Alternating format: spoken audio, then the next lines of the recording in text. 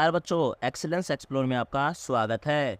बच्चों, मैंने part 1 upload कर दिया था। चैप्टर कौन सा है हमारा? 8वां चैप्टर था। चैप्टर का नाम था बच्चों force and law of motion.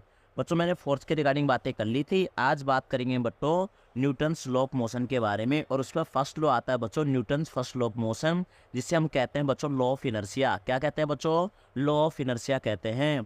तो बच्चों ये क्या कहता है? Any object remain in the state of rest or in the uniform motion along a straight line until it is compelled to change the state by applying external force and balance force।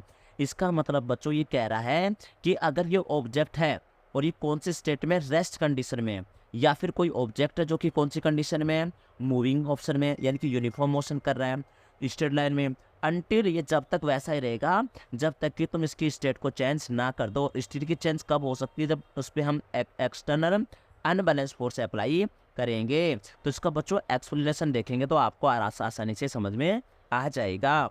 इसका मतलब बच्चों है कि अगर ये object अगर rest condition में है तो रेस्ट में ही रहना पसंद करता है, और अगर ये मूविंग कंडीशन में है तो ये किस में पसंद करता है बच्चों?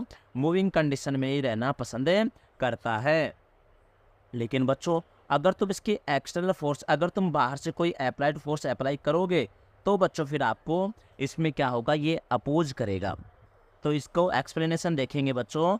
If any object is in the state of rest, इसका मतलब अगर कोई ऑब्जेक्ट रेस्ट कंडीशन में है, then it will remain in rest.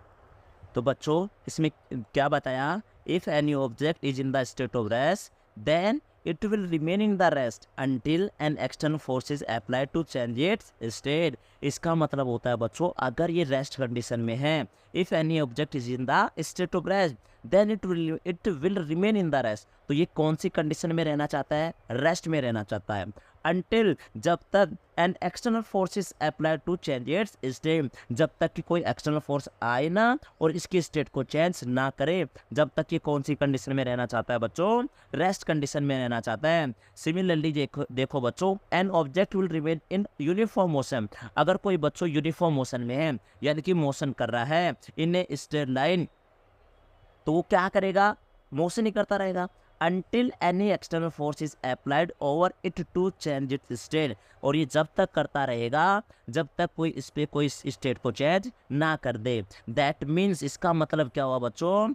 This means all object resist is change in their state, यानी कि अब जो भी ऑब्जेक्ट होगा अगर तुम उसकी स्टेट को चेंज करोगे तो उसका रजिस्ट करेगा, यानी कि प्रतिरोध करेगा। The state of any object can be changed by applying external force apply, यानी कि अगर किसी भी स्टेट को आप चेंज करोगे तो उसके लिए आपको एक्सटर्नल अनबैलेंस फोर्स अप्लाई करना पड़ेगा। इसे कहते हैं बच्चों हम न्यूटन्स फर्स्ट लॉ। दोबारा बच्चों समझो, if any object is in the state of rest then it will remain in rest until an external force is applied to change its state।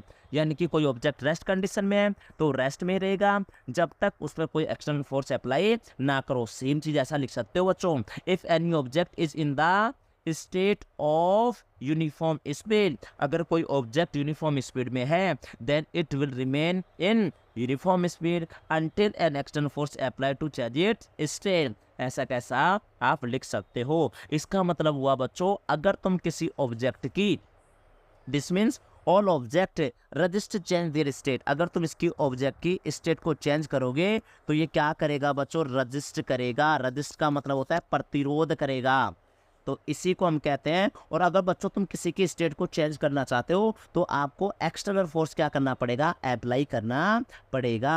अब बच्चों बात आती है किसकी? Newton's first law of motion in everyday life, यानी कि Newton's first law का हम यूज कहाँ कर सकते हैं? ए पर्सन स्टैंडिंग इन ए बस फोल्स बैकवर्ड व्हेन अ बस स्टार्टेड मूविंग सडनली, यानी कि सपोज करो बच्चों आप बस के अंदर बैठे हो, ठीक है? क्या बैठे हो बच्चों? बस के अंदर। अगर आप बस के अंदर बैठे हो और बस बच्चों कौन सी कंडीशन में है? रुकी हुई कंडीशन में, यानी कि बस चल नहीं रही है, स्टॉप कंडीशन में है। ए पर्सन स्टैंडिंग इन ए बस, खड़ा है बस के अंदर। जब बस स्टार्ट मूविंग, जब ये बस स्टार्ट हो जाएगी मूविंग करना तो हमें कहाँ पीछे की तरफ क्या लगता है बच्चों? धक्का लगता है। मतलब बस रुकी हुई है, बस में तुम बैठे हुए हो, बस ने अचानक से स्टार्ट कर दिया मूविंग करना तो तुम्हें होल बैकवर्ड पीछे की तरफ धक्का लगेगा। दिस हैपन्स, यह होता है बिकॉज क्योंकि the person and bus both are the at the rest condition में while it is not moving. जब ये बस मूव नहीं कर रही थी तब ये बस भी और ये पर्सन जो बैठा है उसके अंदर वो भी दोनों कौन से कंडीशन में थे बच्चों? रेस्ट कंडीशन में थे। Because the person and bus both are at the rest while bus is not moving. But actual में तुमने क्या किया था बच्चों? जब बस स्टार्ट मूविंग करने लग जाती है तब क्या होता है, जो तुम्हारा अपर पोर्शन होता है बॉडी का वो भी tendency to remain in rest, वो भी क्या रहना चाहता है? रेस्ट कंडीशन में रहना चाहता है। Because of this the person force backward it if he is not alert. इसका मतलब क्या हुआ? बस स्टार्ट होती है तो legs of the person start moving along with the bus. जैसे ही बस ने क्या किया, बस ने चलना स्टार्ट किया तो पैर ने भी चलना स्टार्ट कर दिया, लेकिन जो पर्सन की जो अपर बॉडी होती है वो तो कौन सी कंडीशन में होती है? रेस्ट कंडीशन में होती है। और आपने उसके साथ क्या कर दिया? उसकी स्टेट को तुमने चेंज कर दिया तो ये क्या करेगी? रजिस्ट करेगी, प्रतिरोध करेगी। इसलिए तुम्हें क्या लगता है बच्चों? फॉल बैकवर्ड यानी कि धक्का लगता है। सेम टू सेम बच्चों, a person standing in a moving बस, अगर कोई एक व्यक्ति खड़ा है और बस चल रही है और उसके अंदर कोई व्यक्ति खड़ा है तो कहाँ कहाँ धक्का लगेगा? फॉल्स फॉरवर्ड, आगे की तरफ धक्का लगता है। कब? जब ड्राइवर अप्लाई करता है किसको? ब्रेक्स को। यानी कि जब चलती हुई बस में अचानक ब्रेक लगते हैं तो हम किधर की तरफ धक्का लगता है? आगे की तरफ लगता है। This happens because of when बस इज मूविंग। ऐसा क्यों होता है? जब बस चलती रहती है तो पर्सन भी क्या करता है? Standing it is also in the motion along with बस। तो ये व्यक्ति जब बस चल रही है तो ये भी कौन सी कंडीशन में है बच्चों? मूविंग करता रहता है। किसके साथ? बस के साथ। But when driver apply brakes, जब ड्राइवर ने ब्रेक अप्लाई किया तो ये क्या करेगा बच्चों? पर्सन है ना, ये इसकी स्टेट को चेंज कर रहे हो तुम लोग, तो क्योंकि ये मूविंग में था अब तुम उसको रोक रहे हो तो इसका क्या करेगा? रजिस्ट करेगा, विरोध करेगा। और विरोध करेगा तो क्या लगेगा बच्चों?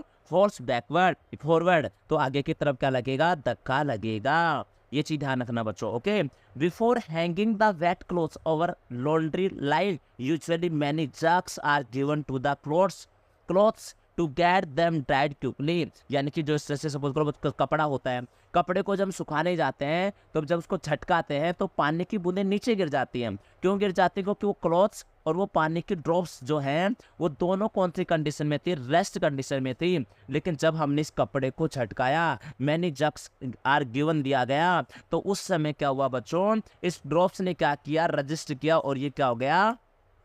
इससे हट जाता है।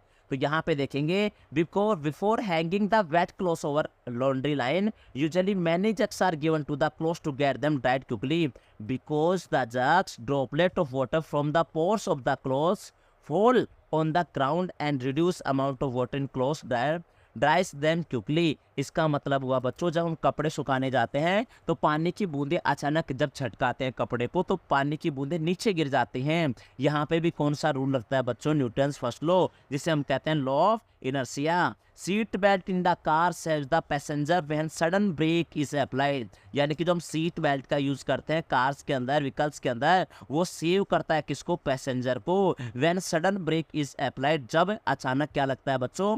ब्रेक लगता है। By stopping them from moving forward, तो उससे कि तुम्हें आगे की तरफ धक्का ना लगे। वहां पे भी कौन सा लो लगता है बच्चों? आपका फर्स्ट लो लगता है। एक और आता है बच्चों यहाँ पे, उसमें आता है बच्चों कि जब वहन pile of coins on the carrom board is hit by A sticker only the coins at the bottom moves away leaving rest of the piles of coins at the same place. जैसे हम बच्चों क्या खेलते हैं? Carrom board खेलते हैं, तो carrom board के अंदर बहुत सारी गोलियां जो होती हैं वो उसमें जब हम अटैक करेंगे तो जी वाली जो गोली होगी वो आगे निकल जाती है, नीचे के नीचे सारे के सारे नीचे आ जाते हैं। तो इसमें भी कौन सा लो लगता है बच्चों? तुम्हारा न्यूटन्स फर्स्ट लो लगता है। अब आता है बच्चों इनर्शिया किसे कहते हैं?